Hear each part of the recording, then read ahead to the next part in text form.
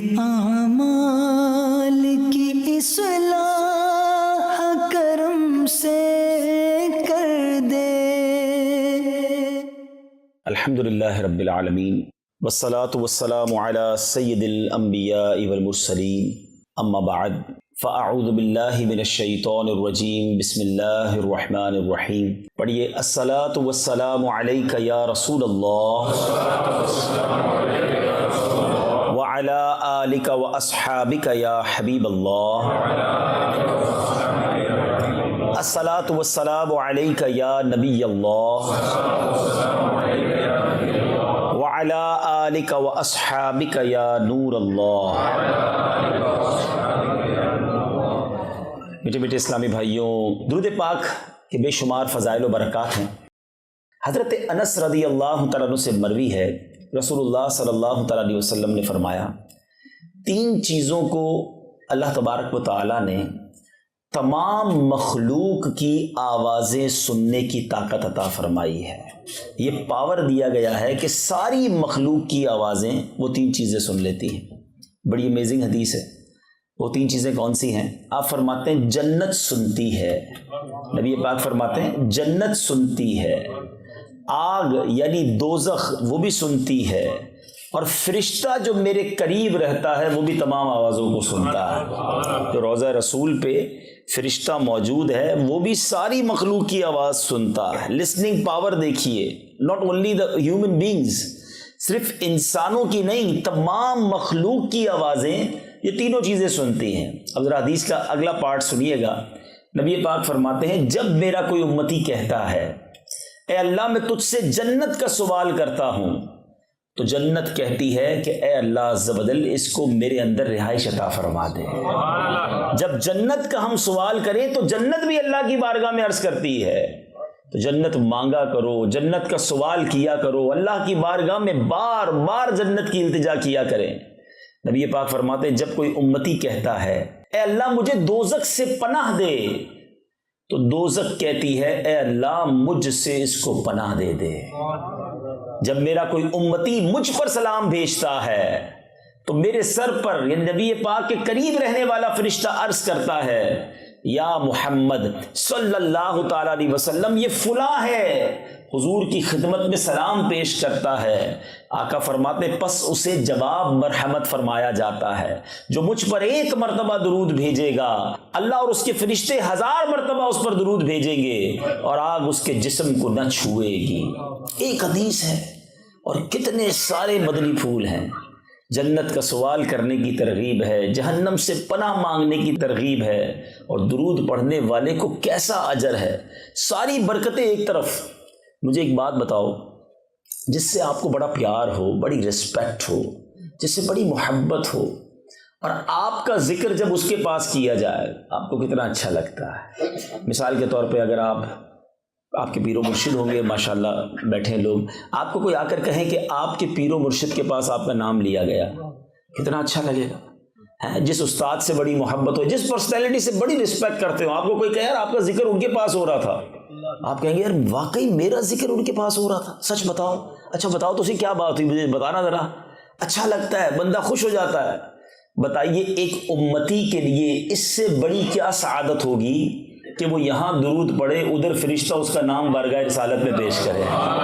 دربار رسالت میں حاضری کا گویا یہ پاس ہے ہمارے پاس، جتنی بار، اچھا ایسا بھی نہیں 100 بار پڑھیں تو 1 بار نام لے گا، آپ 100 بار درود پڑھیں فرشتہ 100 بار بارگاہ رسالت میں نام پیش کرے گا۔ خوش نصیب ہیں وہ لوگ جو روزانہ سینکڑوں بار درود پاک پڑھتے ہیں۔ آج فضول باتوں کے لیے وقت ہے لوگوں کے پاس، سوشل میڈیا پہ گھنٹوں گزار دیں گے، مگر اللہ اور اس کے رسول کے ذکر کے لیے وقت نہیں نکالتے۔ کوشش کیجئے کہ کثرت کے ساتھ ہو سکے تو روزانہ سینکڑوں بار، آسان ہے درود پاک پڑھنا، ذرا مل کر پڑھیں، الصلاۃ والسلام علیک یا رسول اللہ، کتنی دیر لگتی ہے؟ 100 بار پڑھیں پتہ بھی نہیں چلے گا۔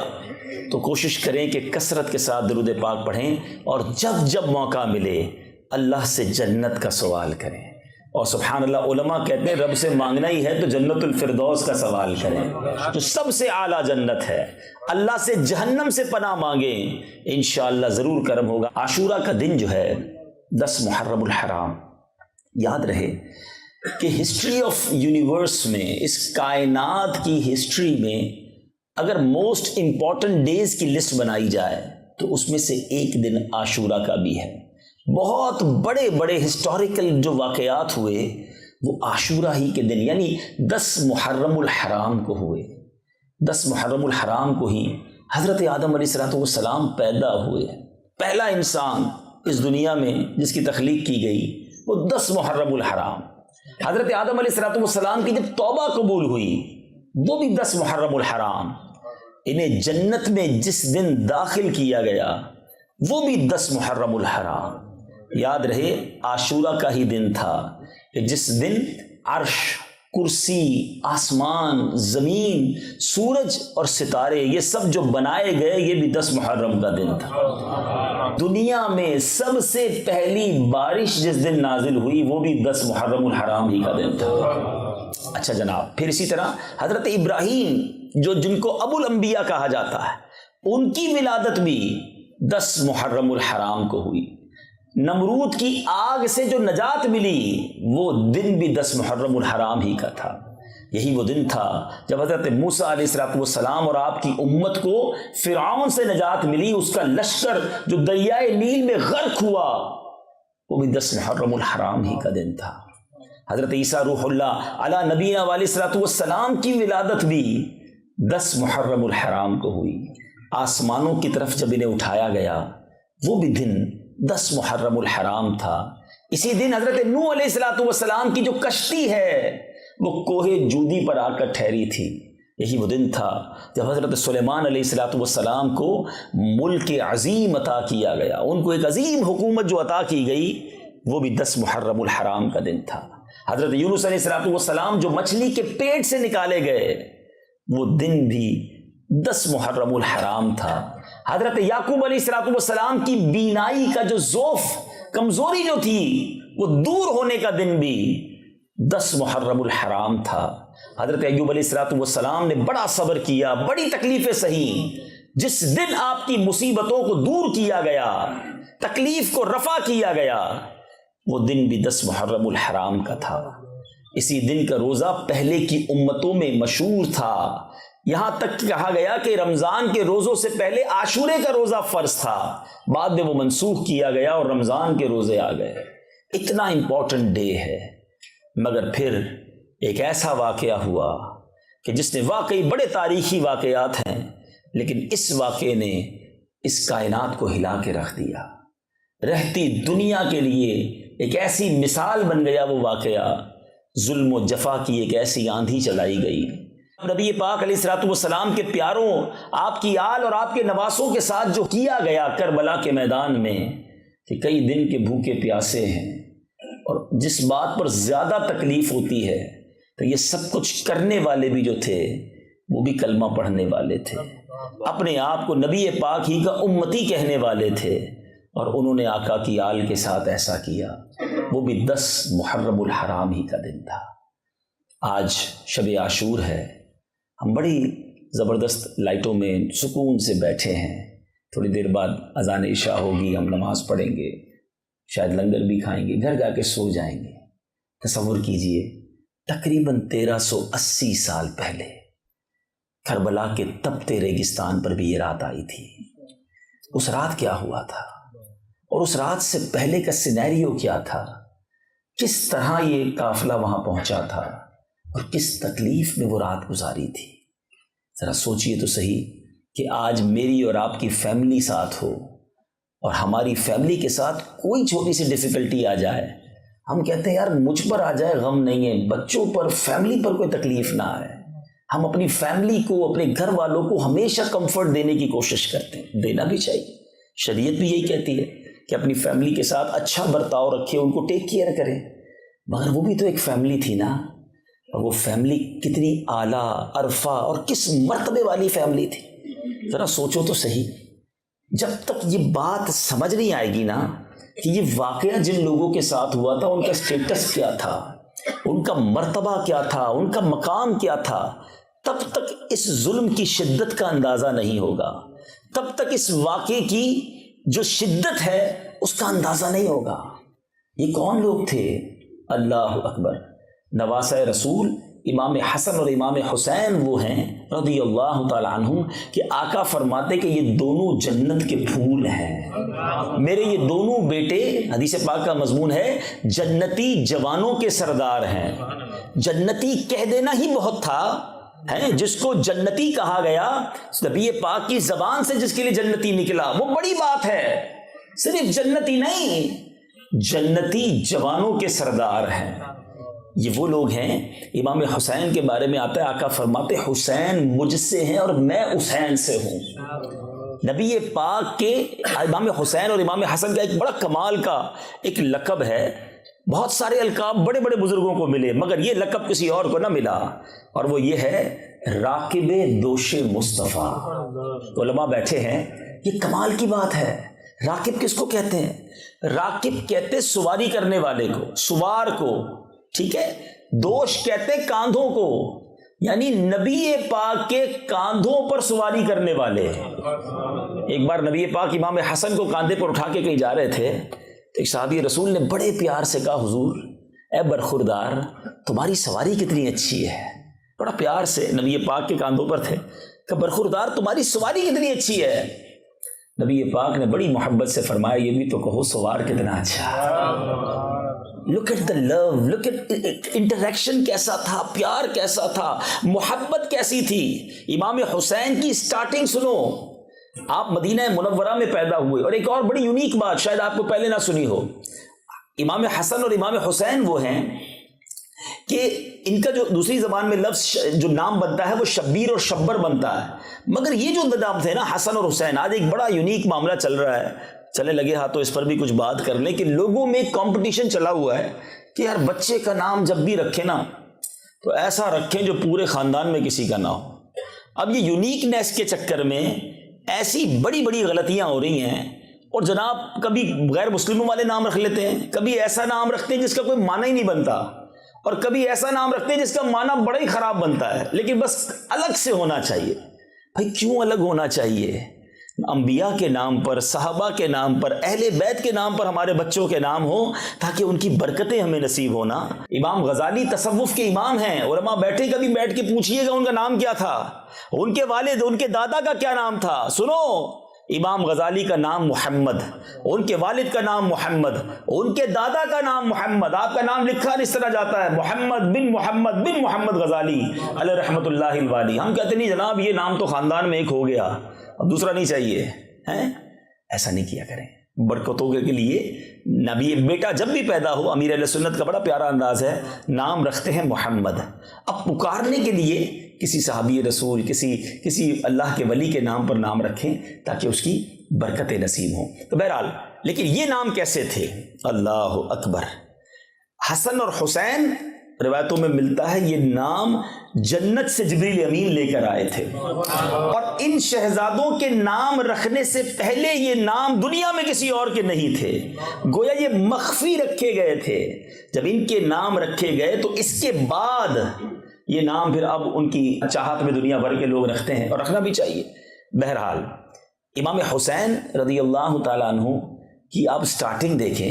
ہمارے گھر میں بھی بچہ پیدا ہوتا ہے، ہم کیا کرتے ہیں، چاہتے ہیں کہ کوئی بزرگ کان میں اذان دے دے اور ان کے زبان سے لگ کر کوئی خوراک، کوئی گٹی جو ہے وہ بچے کو کھلائی جائے۔ اچھی بات ہے، کرنا چاہیے، مگر امام حسین کی قسمت پر ہماری جانیں قربان کہ آپ کے کانوں میں سب سے پہلی آواز اگر کسی کی گئی ہے تو وہ رسول پاک کی آواز گئی ہے۔ اللہ کے حبیب نے سنایا کیا اپنے نواسے کو؟ اللہ اکبر۔ ذرا سوچو، حبیب خدا کی آواز ہے اور حبیب خدا اللہ کا نام سنا رہے ہیں۔ اللہ اکبر، اللہ اکبر۔ نبی پاک نے اذان دی ہے امام حسین کے کانوں میں، اور پھر جو سب سے پہلی خوراک امام حسین کے منہ میں گئی ہے، گٹی، نبی پاک کو کھجور چبا کر بھی دے دیتے۔ اللہ اکبر، براہ راست ڈائریکٹ نبی پاک نے اپنی مبارک زبان امام حسین کے منہ میں دے دی ہے۔ پہلی خوراک لعاب مصطفیٰ ہے صلی اللہ تعالیٰ علیہ وسلم، جو خاری کنویں میں جائے تو میٹھا کر دے، جو زخموں پر لگے تو زخم اچھا کر دے، لعاب دہن پر بات کریں تو گھنٹوں درکار ہیں۔ پہلی زندگی کی خوراک امام حسین کے شکم اقدس میں جا رہی ہے تو وہ نبی پاک کا لعاب دہن ہے۔ ارے جس برخوردار کی، جس بچے کی ابتدا یہ ہے، اس کی پرورش کا عالم یہ ہے کہ کبھی وہ نبی پاک کے کاندھوں پر سواری کریں۔ سنو سنو، ایک بار میرے آقا کی ایک گود میں حضرت ابراہیم نبی پاک کے اپنے صاحبزادے موجود ہیں، دوسری گود میں امام حسین ہیں۔ جبریل امین حاضر ہوئے، عرض کی حضور دونوں میں سے ایک کو پسند کر لیجئے، ایک کو دنیا سے جانا ہے۔ حضور نے کیا فیصلہ کیا؟ سنو، چوائس دی گئی نبی پاک کو۔ آقا کے قلب اقدس پر خیال گزرا کہ اگر ابراہیم دنیا سے جاتے ہیں تو مجھے رنج ہوگا، لیکن اگر حسین چلے گئے تو مجھے بھی رنج ہوگا، فاطمہ بھی تکلیف میں آئیں گی، مولا علی کو بھی تکلیف ہوگی۔ نبی پاک نے حضرت ابراہیم کی قربانی پسند کر لی۔ کچھ دنوں کے بعد نبی پاک کے اپنے صاحبزادے دنیا سے چلے گئے۔ اللہ کے نبی صلی اللہ تعالیٰ علیہ وسلم اب امام حسین کو دیکھتے تو فرماتے، یہ میرا وہ بیٹا ہے جس پر میں نے اپنا بیٹا قربان کیا ہے۔ کمال دیکھیں، یہ وہ تھے۔ اب آپ کو اس واقعے کی شدت کا اندازہ ہونا چاہیے کہ کس کے ساتھ ہوا تھا۔ ایک اور بڑی عجیب بات، امام حسین کی شہادت کی خبر جبریل امین نے نبی پاک کو دے دی تھی کہ حضور انہیں جوانی میں کربلا کے میدان میں شہید کیا جائے گا۔ مولا علی کو معلوم تھا، بی بی فاطمہ کو معلوم تھا، مگر کسی نے اللہ کی بارگاہ میں یہ دعا نہ کی کہ یا اللہ یہ امتحان ٹال دے، یہ مشکل ٹال دے، یہ پریشانی حسین پر نہ آئے۔ یا اللہ یہ میری آنکھوں کا تارا ہے، اس کو نہ دیکھیں تو ہم بے قرار ہو جاتے ہیں۔ کسی نے دعا نہیں کی۔ Each and everybody is ready for that particular exam۔ اس امتحان کے لیے سارا گھرانہ تیار تھا۔ کیا میسج ملتا ہے؟ علماء برسوں سے ہمیں کربلا کا واقعہ سنا رہے ہیں۔ آج میں بھی آپ کو چاہوں تو پورا واقعہ کربلا سناؤں، جس کے لیے 2-3 گھنٹے کم از کم ملنے چاہیے، مگر ہم سب نے یہ واقعہ شاید کئی بار سنا ہے۔ میں آج آپ کے پاس جو آیا ہوں، کربلا کے اس واقعے سے میں نے اور آپ نے پیغام کیا لیا ہے، سیکھا کیا، تبدیلی کیا آئی۔ پہلا سبق لیجئے، امتحان کا معلوم تھا مگر تیاری تھی امتحان میں پیش ہونے کی۔ پیچھے نہ ہٹے، شکوے نہ کیے، شکایات نہ کی، کمپلین نہ کی، بلکہ کربلا کے میدان میں آنکھوں کے سامنے لاشیں گرتے رہے۔ کسی ایک اہل بیت کے فرد نے اللہ کی بارگاہ میں یہ نہ کہا کہ مولا ہم تو نمازیں بھی پڑھتے ہیں، ہم تو روزے بھی رکھتے ہیں، ہم تو آل رسول ہیں، اے اللہ نبی پاک تو ہمیں یہ کہا کرتے اور ہمارے ساتھ یہ ہو رہا ہے۔ انہوں نے نہ کہا۔ اور آج ہم پر تھوڑی سی مشکل آ جائے، تھوڑی سی پریشانی، تھوڑا سا کاروبار ڈاؤن، تھوڑا سا جاب میں پرابلم، تھوڑا ڈاکیومنٹس کا مسئلہ، تھوڑا فیملی ایشو ہے، تھوڑی طبیعت خراب، کیا کرتے ہیں؟ صبر یا شکوہ، کمپلین۔ کبھی کبھی تو ہم کسی سے بات کریں نا، بھائی آپ کی طبیعت کیسی ہے، بعد میں احساس ہوتا ہے نہیں پوچھتے تو اچھا تھا یار۔ اتنی لمبی لائن ہوتی ہے شکووں کی، ارے جناب کیا بتائیں، طبیعت بھی خراب ہے، کاروبار بھی ڈاؤن ہے، گھر میں بھی بڑے مسائل ہیں، پریشان ہی پریشان ہوں۔ بندہ کہ یار اللہ نے اس کو کوئی نعمت نہیں دی، کوئی زبان پر شکر نہیں ہے، کوئی شکوہ نہیں ہے۔ پہلا میسج تو کربلا کا یہ لے کے جاؤ نا کہ زباں پر شکوہ رنجو علم لایا نہیں کرتے، زباں پر شکوہ رنجو علم لایا نہیں کرتے، نبی کے نام لیوا غم سے گھبرایا نہیں کرتے۔ مشکل آئے گی، مجھے بتاؤ نا دنیا میں کون ہے جو آج کھڑا ہو کے کہہ دے مجھے کوئی پرابلم نہیں ہے؟ ہر بندے کے ساتھ کچھ نہ کچھ ایشوز ہیں اور یہ زندگی کا حصہ ہے، اور اس پر صبر کیجئے، اللہ کی رضا پر راضی رہیے، اپنے آپ کو رکھیے، کیونکہ اللہ کریم نے ہمیں نعمتیں زیادہ دی ہیں، کبھی کبھی مشکل آتی ہے، بس اس مشکل کے وقت کو نکال دو، انشاءاللہ تکلیف کے بعد ہمیشہ راحت ہے۔ شکوہ کرنے والوں کے لیے ایک بڑا زبردست میسج ہے۔ ایک بزرگ کے پاس ایک شخص گیا، کہتا ہے یار حضور مجھے تو اللہ نے کچھ دیا ہی نہیں ہے۔ آج کل لوگ کہتے ہیں نا اس کو گاڑی بھی مل گئی، بنگلہ بھی مل گیا، پاسپورٹ بھی بن گیا، اس کا کاروبار بھی چمک گیا، میں تو پیچھے ہی رہ گیا۔ سنو، بزرگ کے پاس ایک شخص گیا، کہا حضور مجھے تو کچھ ملا ہی نہیں ہے۔ آپ نے کہا اچھا کچھ نہیں دیا؟ اللہ نے کہا نہیں کچھ نہیں دیا۔ کہا اچھا ایسا کرو ایک ہاتھ دے دو، 10 لاکھ روپے لے لو۔ کہتا ہاتھ دے دوں گا تو پھر تو بغیر ہاتھ کے ہو جاؤں گا، زندگی کیسے گزاروں گا؟ کہا اچھا ٹھیک ہے ایسا کرو، ایک آنکھ دے دو 10 لاکھ لے لو۔ کہتا حضور اندھا ہو کے کیسے رہوں گا؟ اچھا ایک کان دے دو 10 لاکھ لے لو۔ کہتا بہرا ہو جاؤں گا حضرت، چہرہ ہی بگڑ جائے گا۔ اچھا ایک پیر دے دو 10 لاکھ لے لو۔ وہ گنواتے گئے، وہ منع کرتا گیا، آخر بزرگ کہتے ہیں کمال کے شخصوں لاکھوں کروڑوں کی پراپرٹی لے کے کہتے ہو اللہ نے کچھ نہیں دیا ہے۔ سوچئے نا، ہاتھ پیر آنکھیں زبان سب سلامت، پھر کہتے ہیں کچھ نہیں ہے۔ پوچھو نا اندھے سے، کیسے وہ بلائنڈ زندگی گزارتا ہے جس کے ہاتھ نہیں، پیر نہیں، زبان نہیں؟ اللہ نے مجھے اور آپ کو کروڑ سے اچھا بنایا، تھوڑی سی تکلیف پر کمپلین۔ قبلہ شیخ طریقت امیر اہل سنت ایک بڑا پیارا شعر لکھتے ہیں، آپ فرماتے ہیں پیارے مبلغ معمولی سی مشکل پہ تو گھبراتا ہے، پیارے مبلغ معمولی سی مشکل پہ تو گھبراتا ہے، دیکھ حسین نے دین کی خاطر سارا گھر قربان کیا۔ یہ مذہبی لوگوں کے لیے بھی میسج ہے، دین کا کام کرنے تھوڑا آگے بڑھتے ہیں، تھوڑا سا کوئی ناراض ہو جائے کہتے ہیں میں نے نہیں کرنا، میں نہیں مسجد کی خدمت کروں گا، بھائی کمیٹی کے لوگ بڑا مشکل کرتے ہیں، میں درس نہیں دوں گا، میں قافلے میں نہیں جاؤں گا، میں فلاں کام نہیں کروں گا، یار لوگ ساتھ نہیں دیتے، تھوڑی سی مشکل نیکی چھوڑ دی۔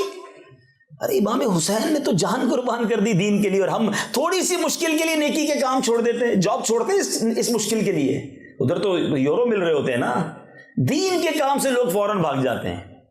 ایسا نہ کریں، کام میں مشکل آئے گی، جو بھی دین کا کام کرے گا اس کے لیے رکاوٹیں آتی ہیں، کربلا والوں کو یاد کرتے ہوئے لگے رہیں، انشاءاللہ کامیابی آپ کے قدم چومے گی انشاءاللہ۔ آگے چلتے ہیں، اب امام حسین گئے کیوں کوفہ؟ یہ بڑا امپورٹنٹ کوسچن ہے۔ آپ تو مدینہ منورہ میں پیدا ہوئے، مدینہ منورہ میں ہی آپ کی لائف گزری، اور بڑی شاہانہ سے مراد یہ کہ آپ لوگوں کی آنکھوں کا تارا، دلوں کا چین تھے، روضہ رسول سامنے اور نواسہ رسول مدینے میں، تو ہر شخص آپ کی تعظیم اور عزت کرتا تھا۔ مگر ہوا یہ کہ حضرت امیر معاویہ رضی اللہ تعالیٰ عنہ کی انتقال کے بعد یزید پلید نے اب تخت پر قبضہ کیا، اور اس کے بعد اس نے اپنا پیغام جاری کیا کہ میری بیعت کی جائے، میری اطاعت کی جائے۔ شام کے لوگوں نے تو اطاعت کر لی کافی لوگوں نے، مگر کوفہ کے لوگوں نے امام حسین کو خط لکھے کہ حضور ہم اس شریر کی اطاعت نہیں کرنا چاہتے، آپ کرم فرمائیں، ہم آپ کے ہاتھ پر بیعت کریں گے۔ مدینہ شریف میں بھی کئی صحابہ کرام موجود تھے، ان کو بھی پیغام بھیجا گیا کہ آپ بھی یزید کے ہاتھ پر بیعت کریں، اور انہوں نے بھی بیعت نہیں کی۔ امام حسین اگر یزید کے ہاتھ پر بیعت کر لیتے نا تو مہینے کے لاکھوں لاکھ روپے آپ کو وظیفہ دیا جاتا، آپ کو زبردست عزت دی جاتی، آپ کو انعام و اکرام سے نوازا جاتا، بڑی بڑی آفرز کی گئیں، سارے صحابہ کو بھی کی گئیں، اور امام حسین کو خاص کی گئی۔ یزید بھی جانتا تھا کہ اگر امام حسین نے بیعت کر لی پھر تو ساری دنیا کر لے گی نا، نبی کے نواسے ہیں۔ لیکن امام حسین جانتے تھے کہ یزید کے ہاتھ پہ بیعت کرنے کا مطلب یہ ہے کہ اب اس نے جتنے بھی غلط کام کرنے اس کو سرٹیفکیٹ مل جائے گا، انڈوز ہو جائے گا کہ امام حسین نے اس کی بیعت کر لی، پھر ٹھیک ہے سارا کچھ۔ امام حسین نے باطل کے آگے سر نہیں جھکایا، خود بھی بیعت نہیں کی، اور جو کوفہ سے کنٹینیو لیٹر آ رہے تھے وہ بھی آپ کے سامنے تھے۔ انہوں نے کہا حضور آپ آئیے، ہم آپ کا بھرپور استقبال کریں گے، عزت کے ساتھ آپ کو بٹھائیں گے اور آپ کے ہاتھ پر بیعت کریں گے۔ امام حسین نے مدینہ چھوڑا، بڑے رنج میں نبی پاک کے روضے پر پورے قافلے نے حاضری دی، آنسو بہائے، نبی پاک سے گویا الوداع مانگی، اور وہاں سے مکے آ گئے۔ مکے شریف پہنچے تو بڑے بڑے صحابہ کرام امام حسین کے پاس آئے کہ حضور آپ نہ جائیں۔ اچھا یہ بھی صحابہ کو پتا تھا کہ امام حسین نے شہید ہونا ہے، تو اب یہ بھی خوف تھا صحابہ کے دل میں کہیں وہی واقعہ نہ ہو کہ امام حسین جائیں اور وہاں جا کے شہید نہ ہو جائیں۔ بڑی کوشش کی، امام حسین نے کہا چلو پھر اس کی بیچ کی راہ یہ نکالتے ہیں کہ پہلے کوئی نمائندہ بھیج دیتے ہیں جو وہاں کے حالات تو بتائے کہ جو لیٹر لکھا ویسے ہی حالات ہیں کہ نہیں۔ اب جب یہ مشورہ ہوا تو پھر ڈیسائیڈ ہوا کہ حضرت مسلم بن عقیل رضی اللہ تعالیٰ عنہ کو کوفہ بھیجا جائے۔ وہ اپنے بچوں کو لے کر کوفہ پہنچے، ادھر زبردست استقبال ہوا، 10-12 ہزار لوگوں نے آپ کے ہاتھ پر ہاتھوں ہاتھ بیعت کر لی، امام حسین کی بیعت پر آپ کے ہاتھ پر بیعت کر لی ان کی نائبی کے طور پہ۔ جب انہوں نے حالات دیکھے کہ سب لوگ اتنی محبت کر رہے ہیں، حضرت مسلم بن عقیل نے خط لکھا امام حسین کو کہ حضور تشریف لے آئیے، یہاں تو ٹھنڈی سڑک ہے، سب چیزیں بہتر ہیں، ایوری بڈی ویلکمنگ اس، یہاں بڑا پیار مل رہا ہے۔ یہ خط امام حسین کو ملا، اور اب یہاں جیسے ہی پتہ چلا، یزید کو پتہ چلا کہ یہاں تو معاملہ الٹ ہو رہا ہے، تو اس نے ابن زیاد کو گورنر بنا دیا اور فوری طور پہ آرڈر جاری کیا کہ نعمان بن بشیر جو صحابی رسول ہیں ان کو معزول کیا جائے، کیونکہ وہ حضرت مسلم بن عقیل کو سپورٹ کر رہے تھے، ساتھ دے رہے تھے۔ فوری طور پہ ابن زیاد پہنچا، حضرت نعمان بن بشیر کو اس نے سائڈ پہ کیا، اور اب اس نے ایسی خطرناک پلاننگ کی کہ جو ہزاروں لوگ حضرت مسلم بن عقیل کا ساتھ دے رہے تھے ان کے سرداروں کو گرفتار کر لیا، اور سب کو کہا کہ اپنی قوم کو کہو کہ حضرت مسلم بن عقیل کا ساتھ نہ دیں ورنہ تمہیں بھی مار دوں گا، تمہاری جائیدادیں بھی ضبط ہو جائیں گی۔ مال کا لالچ، خوف، ڈر، ان سرداروں نے اپنی قوم کو بھی ڈرانا شروع کیا کہ ایسا نہ کرو ورنہ ہمارا کچھ بھی نہیں بچے گا۔ حضرت مسلم بن عقیل نے غمزدہ حالت میں کوفہ کی جامع مسجد میں نماز ادا کی، ہزاروں لوگ تھے ساتھ، کم ہوتے ہوتے ہوتے 500 رہ گئے، 500 لوگوں کی نماز ہوئی، اور جب حضرت مسلم بن عقیل نے سلام پھیرا اور سلام پھیر کے پیچھے دیکھا تو ایک بھی مقتدی نہیں تھا، سب بے وفائی کر کے چلے گئے، ہزاروں لوگ ساتھ تھے، مگر اب ابن زیاد کے اس ظلم و ستم اور خوف کی وجہ سے سب چلے گئے، اب اکیلے رہ گئے۔ پورے کوفہ میں کوئی گھر میں بٹھانے کو تیار نہ تھا، جن کو بڑی محبتوں سے بلایا گیا ان کے لیے ایک چھوٹا سا کمرہ دینے کو کوئی تیار نہ تھا۔ سب کو یہ ڈر تھا کہ اگر ہم نے اپنے گھر میں رکھا تو ابن زیاد کے جو کارندے ہیں وہ آ کر ہمیں بھی ماریں گے۔ اب حضرت مسلم بن عقیل کو اپنی فکر کم، امام حسین کی فکر زیادہ تھی۔ علماء بیٹھے ہیں، میرے نزدیک کربلا کے اس واقعے کا یہ ٹرننگ پوائنٹ تھا۔ وہ جو خط لکھ چکے تھے ان کو فکر یہ تھی کہ خط میں نے لکھا ہے کہ حضور آ جائیں، اور یہاں تو معاملہ ہی الٹ ہو گیا ہے۔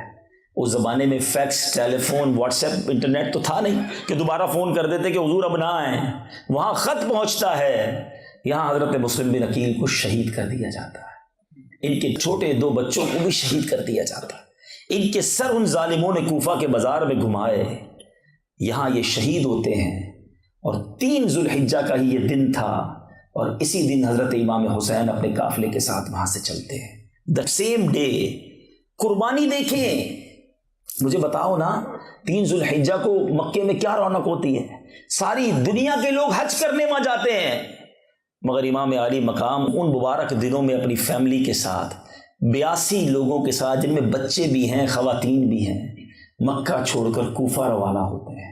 صحابہ نے بہت عرض کیا، مگر آپ نے کہا کہ جن لوگوں نے مجھے خط لکھے ہیں، قیامت کے دن اگر اللہ کی بارگاہ میں وہ کھڑے ہو گئے کہ یا اللہ ہم تو امام کو بلانا چاہتے تھے کہ وہ آئیں، ہم ان کے ہاتھ پر بیعت کریں، امام حسین ہی نہیں آئے ہمارے پاس، آپ حجت تمام کرنا چاہتے تھے، مدینہ شریف چھوڑ کر روانہ ہو گئے، مکہ شریف چھوڑ کر بھی روانہ ہو گئے۔ سوچئے، کمفرٹ زون تھا نا، کمفرٹ زندگی کا ایک دور تھا، اس سے آپ ڈیفیکلٹ زون کی طرف گئے، مشکل حالات کی طرف گئے، کیونکہ دین کی خدمت کرنی تھی، نانا کے دین کے پرچم کو بلند کرنا تھا۔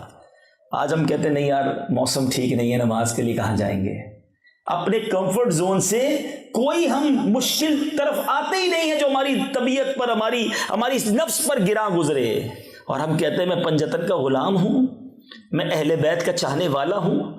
بتائیے نا کون سی چیز قربان کی ہے میں نے اور آپ نے؟ وقت ہم نہیں دیتے، مال ہم خرچ نہیں کرتے، ایفرٹ ہم نہیں کرتے، اور وہ پورے خاندان کو لے کر کوفہ کے لیے مکہ مدینہ چھوڑ کر چلے گئے۔ اب جب آپ تقریباً 3 محرم الحرام کو کربلا کے قریب پہنچتے ہیں تو وہاں انٹرسیپٹ کیا جاتا ہے آپ کو۔ حر اس زمانے میں تو یزید کے ساتھ تھا، حر نے آ کر آپ کو انٹرسیپٹ کیا، 1000 کا لشکر تھا۔ امام حسین نے کہا مجھے تو لیٹر لکھ کر بلایا گیا ہے، مجھے کیوں روکا جا رہا ہے؟ تو کہا نہیں، ہمیں تو یہ آرڈر ہے کہ آپ کو گرفتار کر کے ابن زیاد کے پاس لے جایا جائے۔ امام حسین نے کہا کہ میرے پاس تو خط ہے، میں تمہیں خط دکھا رہا ہوں، دیکھو مجھے لوگوں نے بلایا ہے۔ وہ کہتا حضور میں اور کچھ نہیں جانتا، آرڈر یہی ہے کہ آپ کو گرفتار کر کے لے جانا ہے۔ حر کے دل میں اہل بیت کی محبت تو تھی، مگر ادھر والوں کا خوف بھی تھا۔ لیکن جب دیکھا گیا کہ حر جو ہے نماز ہوتی تھی تو امام حسین کی امامت میں ہی نماز پڑھتے تھے، لیکن بعد میں گھیرا بھی ڈال لیتے تھے۔ اب جب یہ معلومات ہوئی تو ابن سعد کو بھیجا گیا، بہرحال 22,000 کا لشکر آ گیا۔ دنیا نے ایسی کوئی جنگ نہ دیکھی ہوگی کہ 82 لوگ ہیں جو لڑنے کے لیے نہیں آئے ہیں، خواتین بھی ہیں، بچے بھی ہیں، ہتھیار بھی نہیں ہیں، اور ان کے سامنے 22,000 کا لشکر۔ وہ سارے جانتے تھے کیا جانتے تھے کہ ان کی رگوں میں شیر خدا کا خون ہے، ان سے لڑنا آسان نہ ہوگا، انہیں گرفتار کرنا آسان نہ ہوگا، پیر کانپتے تھے، ہاتھ کانپتے تھے ان سے لڑنے کے لیے۔ بہرحال طویل واقعہ ہے کہ کیا کیا ظلم ہوا، نہر فرات سامنے تھا مگر پانی بند کر دیا گیا۔ حضرت علی اصغر 6 ماہ کے ہیں، جب ان کے لیے پانی مانگنے کے لیے آگے جایا گیا تو ان کے گردن پر بھی تیر چلا دیا گیا۔ ایک ایک کر کے نبی پاک کے گلشن کے پھول شہید ہوتے گئے، اور آخر کار 10 محرم الحرام کو امام حسین ہیں، اور آپ نے کربلا کے اس میدان میں ایک تاریخی خطبہ دیا ہے۔ میٹھے اسلامی بھائیوں، آج بھی اس خطبے کو سنیں تو عقل حیران ہو جاتی ہے کہ اس خطبے کو سننے کے بعد بھی کوئی ظالم ایسا ہو سکتا ہے کہ جو اس خطبے کو سننے کے بعد بھی نہ لرز جائے اور اپنے ارادوں سے پیچھے ہٹ جائے۔ اللہ اکبر۔ امام حسین رضی اللہ تعالی عنہ نے جو خطبہ دیا اس کے چند الفاظ ذرا سنیے گا تاکہ آپ کو احساس ہو کہ امام نے ہر طرح سے حجت پوری کی، لوگوں کو سمجھانے کی وہاں بھی کوشش کی کہ نہ کرو ایسا ظلم۔ آپ الفاظ سنیں، آپ فرماتے ہیں خون ناحق حرام اور غضب الہی کا موجب ہے، میں تم کو آگاہ کرتا ہوں کہ اس گناہ میں مبتلا نہ ہو۔ میں نے کسی کو قتل نہیں کیا ہے، کسی کا گھر نہیں جلایا، کسی پر حملہ آور نہیں ہوا۔ اگر تم میرا شہر میں آنا نہیں چاہتے تو مجھے واپس جانے دو، میں تم سے کسی چیز کا طلبگار نہیں ہوں، تمہارے در پہ آزار نہیں، تم کیوں میری جان لینے کے در پہ ہو؟ تم کس طرح میرے خون کے الزام سے بری ہو سکتے ہو؟ روز محشر تمہارے پاس میرے خون کا کیا جواب ہوگا؟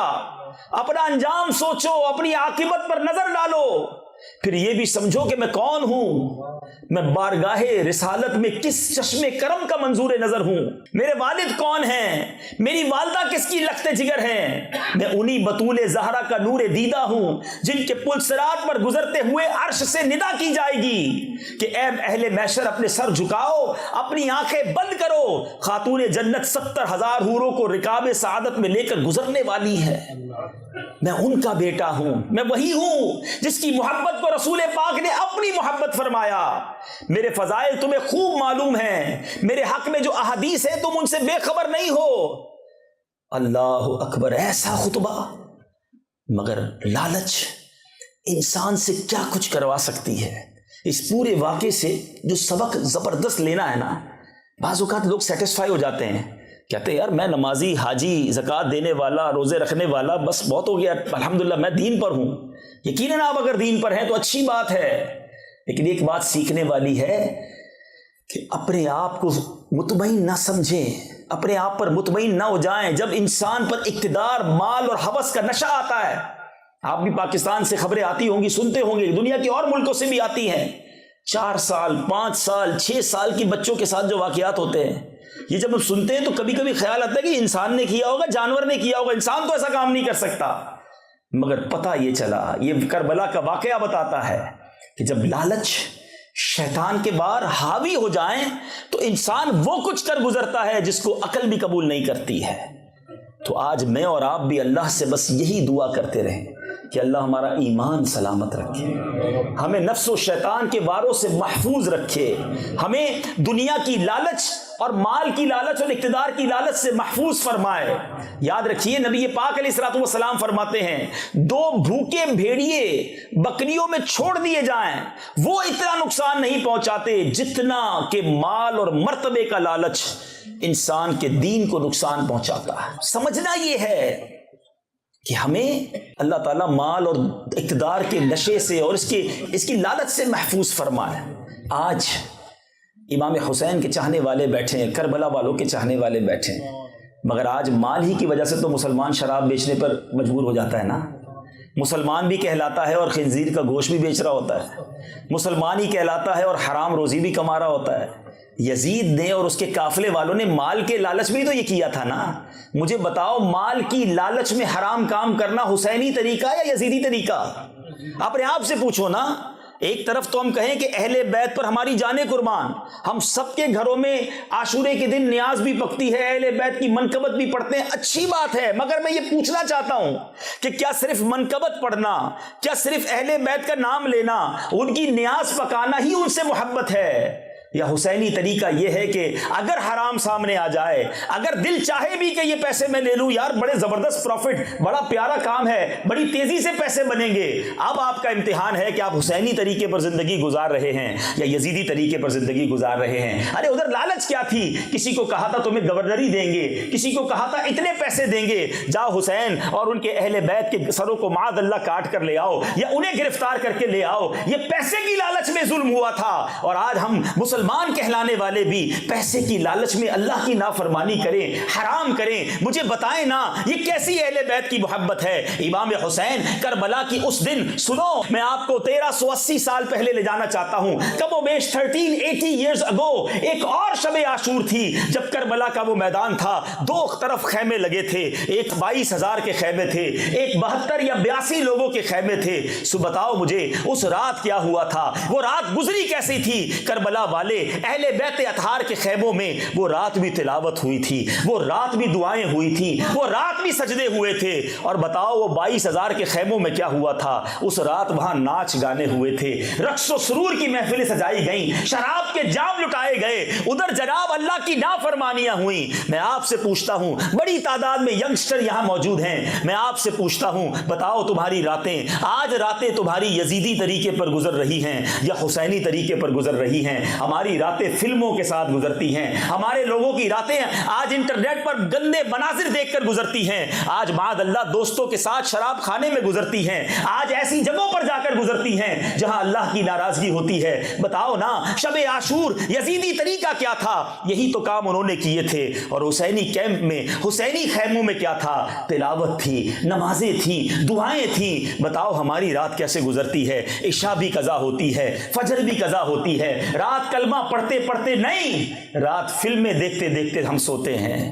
بتاؤ نا یہ کیسی اہل بیت سے محبت ہے؟ مرنا نہیں، قیامت کے دن اہل بیت سے ملاقات نہیں کرنی۔ کیا جواب دو گے امام حسین کو؟ کیا جواب دو گے علی اصغر کو اور علی اکبر کو رضی اللہ تعالی عنہم اجمعین؟ ارے ہم تو چاہتے ہیں ان کے پیچھے پیچھے جنت میں جائیں، لیکن اگر بروز قیامت انہوں نے پوچھ لیا کہ تم نے کیا کیا ہے میرے نانا کے دین کے لیے، ہم تو سر کٹا کر آ گئے، پرچم گرنے نہیں دیا، کمپرومائز نہیں کیا نا۔ ایک ہی تو کمپرومائز تھا، مان لیتے یزید کی ہیں، اور آج ہم روز کمپرومائز کرتے ہیں۔ کیا کریں جناب، ہالینڈ میں رہتے ہیں، کرنا پڑتا ہے، دوستوں کی خوشی کے لیے کرنا پڑتا ہے۔ ارے جناب بچے کی شادی ہے، شادی میں سب کرنا پڑتا ہے۔ ہم کاروبار میں غلط نہیں کریں گے، دوسرے کرتے ہیں اس لیے کرنا پڑتا ہے۔ ہر بات میں کمپرومائز، ہر بات میں دین بیچ دینا۔ بتاؤ نا یہ کیسی اہل بیت سے محبت ہے، یہ کیسی امام حسین کی غلامی ہے؟ ارے وہ سر کٹا گئے، سر نہ جھکایا، اور ہم تھوڑے یورو دیکھ کر پھسل جاتے ہیں، تھوڑے دوستوں کو خوش کرنے کے لیے، سب کو خوش کرنے کے لیے رب کو ناراض کرتے ہیں۔ کیا جواب دیں گے اہل بیت کو؟ آؤ میرے میٹھے اسلامی بھائیوں، زندگی میں کئی شب عاشور آئی ہیں، آج کی شب عاشور زندگی میں ٹرننگ پوائنٹ لے آئے۔ آج کی شب عاشور میری زندگی کو بدل دے کہ میں واقعی پنجتن کا غلام ہوں، میں نبی پاک کی آل کا غلام ہوں، ان کے قدموں پر میری جانیں قربان، مگر میں ان کے طریقے پر زندگی گزاروں گا۔ امام حسین کو جب شہید کیا جا رہا تھا، ذرا منظر تو سوچو، چاروں طرف خاندان والوں کی لاشیں ہیں، جوان علی اکبر بھی شہید ہیں، علی اصغر جیسے ننھے مہکتے پھول بھی شہید ہو چکے ہیں، مگر امام حسین کیا کہتے ہیں؟ مجھے تھوڑی دیر چاہیے۔ اور اس وقت کیا کیا؟ میرے امام نے اس تپتی ریت پر بھی سجدہ کیا، حالت سجدہ میں آپ کا سر کاٹا گیا۔ کیا میسج ملا کربلا کے دن؟ سنو نا، کہتی ہے زمین کرب و بلا، اس شان کا سجدہ کھیل نہیں۔ امام حسین نے یہ سجدہ کر کے بتا دیا کہ نانا کا نواسا تو تلواروں کے سائے میں بھی سجدہ کرے۔ اے نانا کا کلمے پڑھنے والوں امتیوں، تمہاری فرض نمازیں قضا ہو جاتی ہیں۔ لوگ کہتے ہیں یار فجر میں آنکھ نہیں کھلتی ہیں، دوپہر ظہر میں جاب پہ بیزی ہوتا ہوں، عصر میں ٹریفک میں پھنس جاتا ہوں، مغرب اور عشاء میں تھک جاتا ہوں۔ جی بہانہ چلے گا؟ جس کی فجر جاتی ہے، میرا اس سے سوال ہے، تمہاری فجر میں آنکھ نہیں کھلتی، 7 بجے جاب پہ کیسے پہنچ جاتے ہو؟ کوئی آفس میٹنگ ہو تو ٹائم کیسے مل جاتا ہے؟ کبھی ایسا ہوا کہ کوئی یہ کہے یار صبح 6 بجے فلائٹ تھی، آنکھ نہیں کھلی؟ 6 بجے فلائٹ ہو، 3 بجے ایئرپورٹ پہنچ جاتے ہیں، 4 آدمیوں کو بول کے سوتے بھائی اٹھا دینا کہیں فلائٹ نہ نکل جائے۔ کبھی نماز کی فکر کی اتنی؟ کربلا کا وہ سجدہ بتاتا ہے کہ سجدے کی اہمیت کیا ہے۔ خدا را میٹھے اسلامی بھائیو، آج یہ پیغام لو نا، آؤ پکی سچی نیت کرو کہ آج کے بعد ہماری کوئی نماز قضا نہیں ہوگی۔ ایسا نہیں، ایسا نعرہ لگائیں کہ شیطان ادھر سے دور بھاگ جائے۔ آج نیت کریں کہ آج کے بعد ہماری کوئی نماز قضا نہیں ہوگی انشاءاللہ عز و جل۔ پھر آئیے، امام حسین کا ان ظالموں نے سر اقدس تن سے جدا کیا، ظلم تو دیکھو، آپ کے سر کو نیزے پر پھرایا گیا، مگر میرے امام کا سر تھا نا، یہ وہ سر اقدس تھا جو نبی چوما کرتے تھے صلی اللہ تعالی علیہ وسلم۔ آپ کے لبوں کو میرے آقا نے چوما، سنو کیا ہوا، امام حسین کے سر اقدس سے نیزے پر ہے مگر تلاوت قرآن کی آواز آ رہی ہے۔ یہ امام حسین کی کرامت ہے کہ آپ کے سر سے جو نیزے پر ہے، جسم سے جڑا ہوا نہیں، تلاوت کی آواز آ رہی ہے۔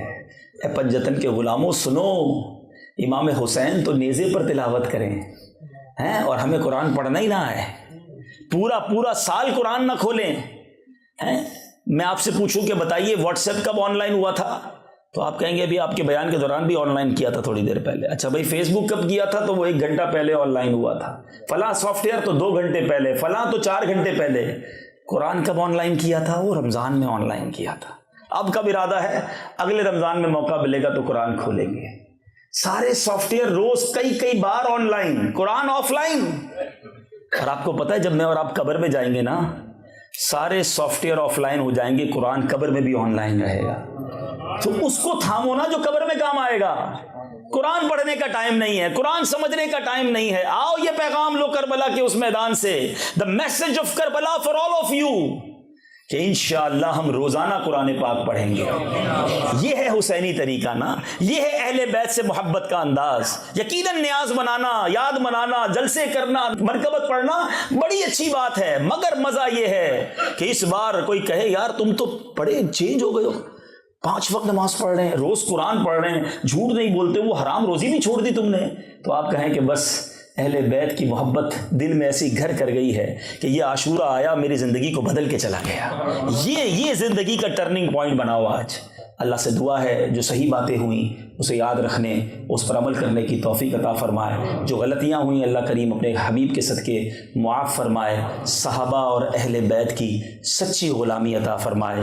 سیدی اعلیٰ حضرت کے اس شعر پر اپنا بیان ختم کروں گا اور اس کی تھوڑی سی وضاحت کروں گا تو ایمان بھی تازہ ہو جائے گا۔ 2 حدیثیں ہیں، یاد رکھیے 2 طرح کے لوگ اس دنیا میں مسلمانوں میں پائے جاتے ہیں۔ کچھ لوگ صحابہ کی بات تو کرتے ہیں، اہل بیت کی بات نہیں کرتے۔ کچھ اہل بیت سے بہت پیار کرتے ہیں مگر صحابہ کی بات نہیں کرتے۔ اللہ نے مجھے اور آپ کو وہ الحمدللہ عقیدہ عطا کیا ہے اہل سنت و جماعت کو، الحمدللہ ہم صحابہ سے بھی بے انتہا پیار کرتے ہیں، اہل بیت پر ہماری جانیں قربان ہیں۔ اب یہ کیوں ہے؟ نبی پاک فرماتے ہیں اصحابی کالنجوم فبأیہم اقتدیتم اہتدیتم، میرے صحابہ سٹارز، ستاروں کی مانند ہیں، ان میں سے جن کی بھی اقتدا کرو گے ہدایت پا جاؤ گے۔